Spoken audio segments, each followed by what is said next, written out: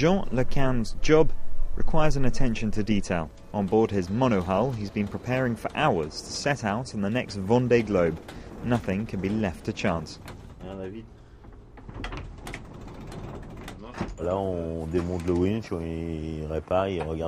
Here we are taking apart the winch. We repair it, we check for problems. It's all part of preparing for the one-day globe. It works on Sod's law. It's like when you're rushing for an appointment and you can't find your car keys. Sure. For us it is the same. Jean's living quarters are pretty Spartan. Jean, what is this? Is it a sort of bench? What do you use it for? Is it a seat, a bed? This? Do you sleep here? Are you calling my bed a bench? So it is where you sleep? Well, yeah, like this.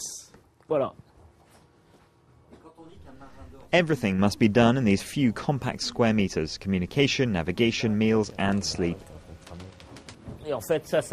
This rolls in. There you go. We can move the house inside the boat. Donc la cuisine, elle est là? So this is the kitchen. There's not much here. What are you going to eat for 3 months? We eat ready prepared things. The problem is that we need things that can last 3 months. There's no fridge. It's important to mark things correctly. The food needs good labeling. That's sausage stew.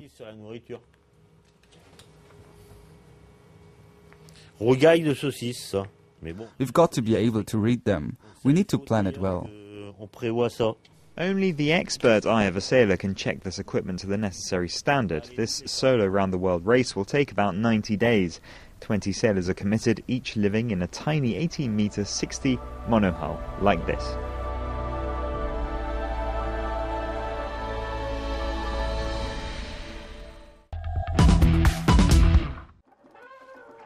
An old-fashioned way of doing things. The day begins by bringing up the anchor, all 650 kilograms. Once it's safely on the deck at everyone's feet, the next thing to do is hoist the sails. 100 years ago, we would have more people on deck. About 16 people to lift the sails, 8 on each side of it. Oh, Georges, tu notes fit.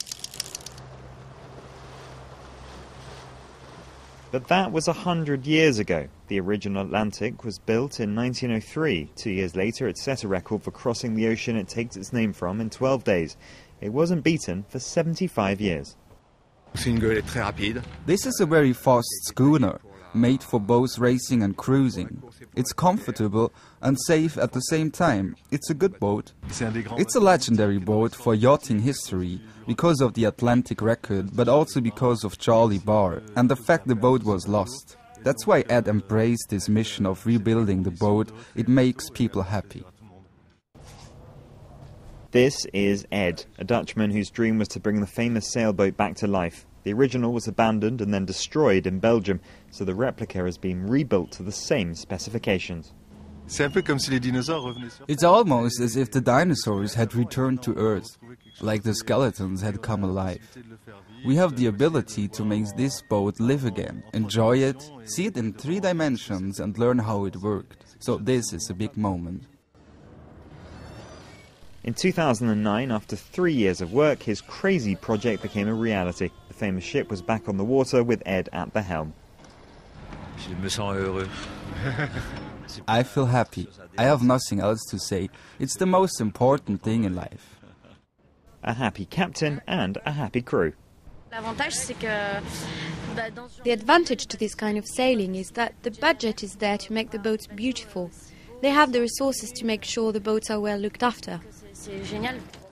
Charlene used to do long-haul crossings on merchant ships, so for her, working on this kind of boat during the Vol de Saint-Tropez is obviously a joy.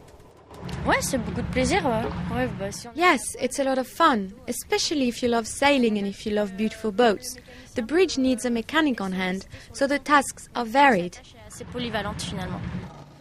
The pleasure of the sailors is shared by those on shore who get to see the Atlantic, even from afar. Ed is already at work on another project. It's a secret, but is bound to be equally epic in scope.